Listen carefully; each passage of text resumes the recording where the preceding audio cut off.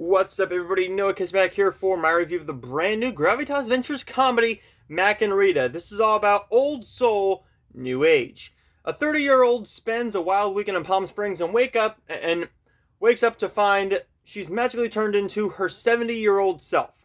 So Elizabeth Lail plays Mack.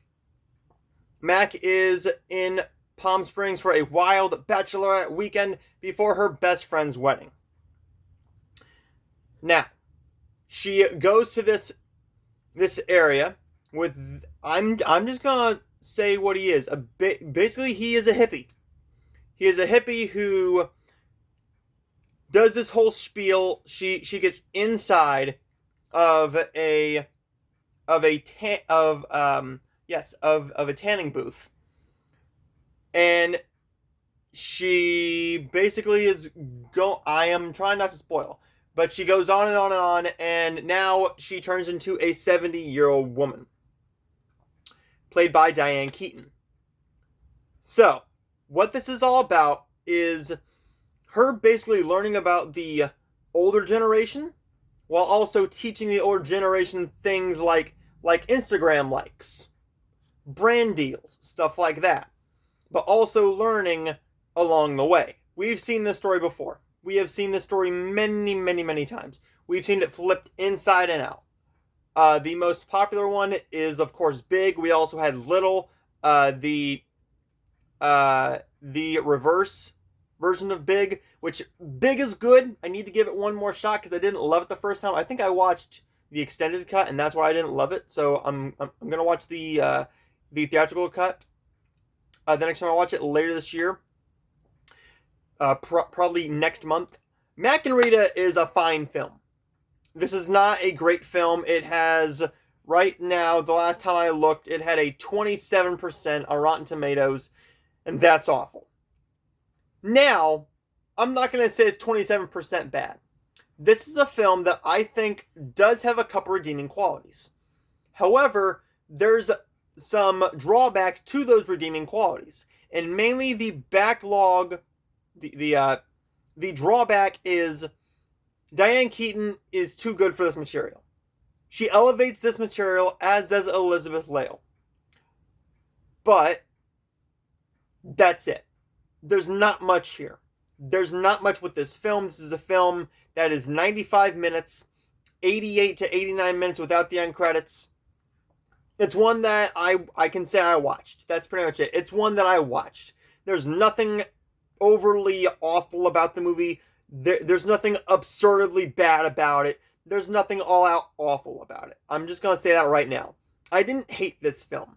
This is a movie that is going to charm older audiences, I think.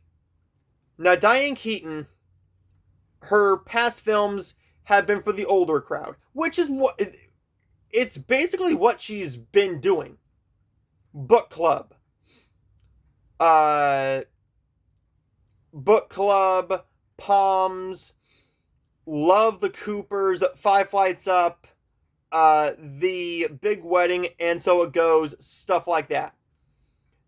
I have not seen Love, Weddings, and Other Disasters. I will at some point, though. Next year, in 2023, we do have the Book Club. I'm trying not to stutter on that one. Book Club to the Next Chapter. I'm looking forward to seeing that one because I do really like that first film. I liked Palms as well. That was a charming little older film for the older generation. But besides that, there's nothing really here. There's a couple comedic moments here and there that do work. They don't really dive into the romance that they set up between the younger guy and Diane Keaton. It's kind of just shoved in there. I didn't think that worked. I thought the chemistry was there at some points, but there's just nothing here that speaks great film. I think it's fine. I think this is going to be a film that the older generation is going to like.